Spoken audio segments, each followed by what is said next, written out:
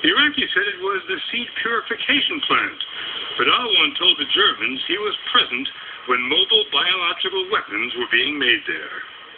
We've diagrammed how Al-1 told the Germans that specially equipped trucks made their way to one end of Warehouse 1, entered doors there, hooked up the hoses and pumps, and brewed biological agents. Smaller vehicles then took the finished product away, exiting hidden doors at the other end.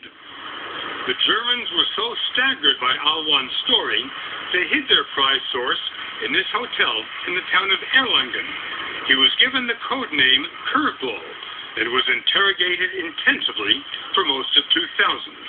The Germans told U.S. intelligence that Curveball didn't want to meet with Americans, so all Washington got were summaries of his debriefings. But the reports were quite enough to make American intelligence analysts stand up and take notice. When you look at the written reports, and there were about 100 of them, you get a sense of someone who is there, is convincing. He describes... Charles Delfer had been a leader of the UN inspections team during the 1990s. After the war began, the CIA sent him to Iraq to look for those weapons of mass destruction. Delfer has read the Curveball reports.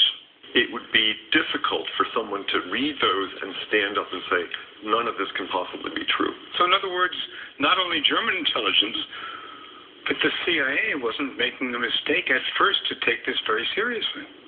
Well, the CIA would have been at fault to not take it very seriously. Saddam had produced biological weapons until he was caught by UN inspectors after the First Gulf War. Curveball's information became especially alluring because in December 1998, Saddam kicked out the UN weapons inspectors, leaving CIA inboxes empty. So when the UN inspectors left, they were left blind. Nothing there. Nothing there. And all of a sudden, they've got to make assessments and predictions based on no information. And then comes along Curveball. Along comes Curveball. And Curveball spun a tale, and he was telling everyone exactly what they expected to hear. So Curveball was sowing his seeds in a very fertile field. Precisely. The most alarming part of his story was something he said happened at Jurfel-Nadaf in 1998, a biological accident that killed 12 technicians and turned their skin black. You did tell the Germans that there had been an accident at Jurfel-Nadaf.